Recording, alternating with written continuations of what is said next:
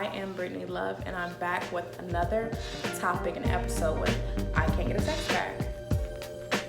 So I wanted to piggyback off of the last topic that I discussed, which was ghosting, and share one of my many experiences where I have been ghosted, unfortunately. So in this experience or incident, I met a guy who was several years older than me, but mature for my age, and guys normally mature later on in life. We met in, I'm not going to tell you the city. We met in the city, and we found out that we were both from Oakland, California, so we shared that in common. And at the time, I was still in college. So this is my summer leading into my very last senior semester of college. So of course, exchange numbers, and this is during the summertime, so we go on a couple of dates because I'm back at home. When I go back to college, and college was of course in the South, and he texts me, calls me, FaceTimes me consistently for 2 months. I am not the pursuer. He is very much the pursuer. He is on a regular basis calling me when he wakes up, when he is on his lunch break, when he is going to bed at night, telling me about his family, telling me about his goals, aspirations, even future plans for me when I graduate and come back to California upon graduating from college. As far as sending me Anthony Hamilton snippets of music, the point of it all, and all this romantic googly moogly BS. One day I text him, and took a while for a response. I never got a response, but that was not like him to not respond to me. I called several times and no answer.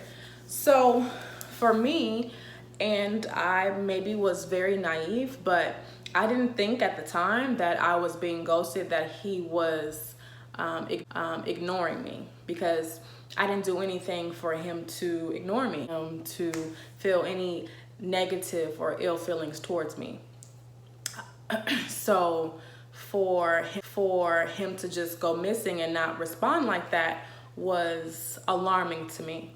So when days go by, I am still very much concerned, because once I love you, or once I have built some type of relationship with you, friendship or rapport, I have concern for you. I have regard for you, and of course I wish the best for you.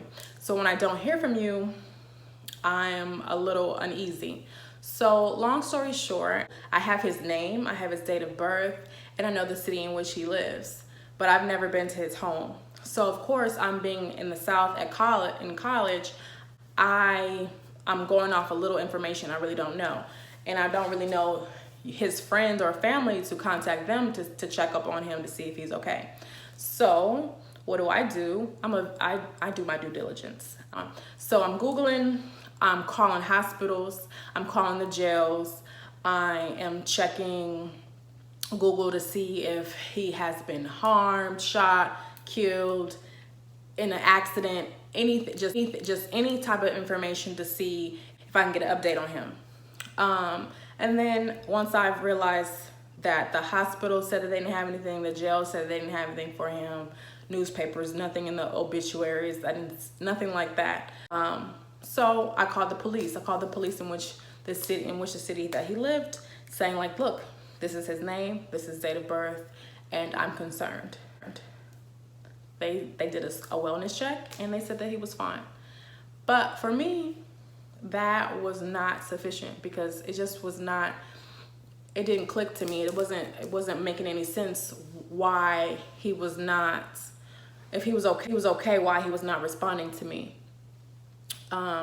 Long story short, he reached out to me maybe a month later and said like, oh, nobody ever looked after me like that, and everybody was that concerned with me to go looking for me.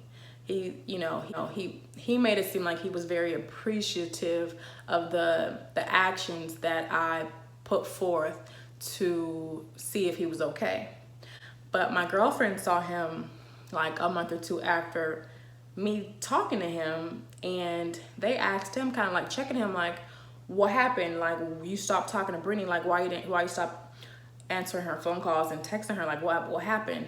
That I was crazy, that I had the police come to his house.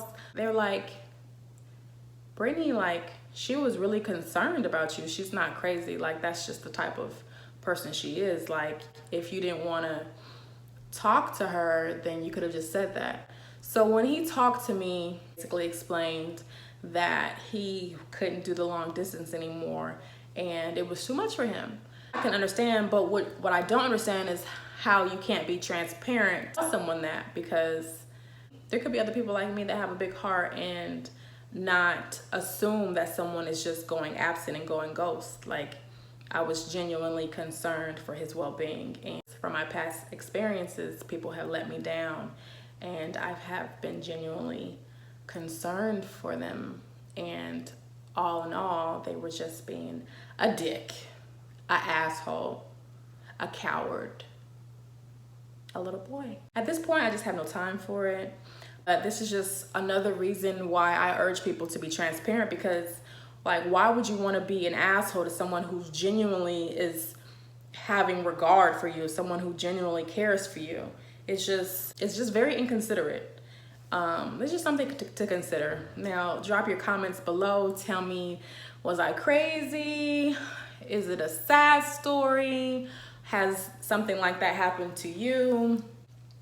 Tell me what you think.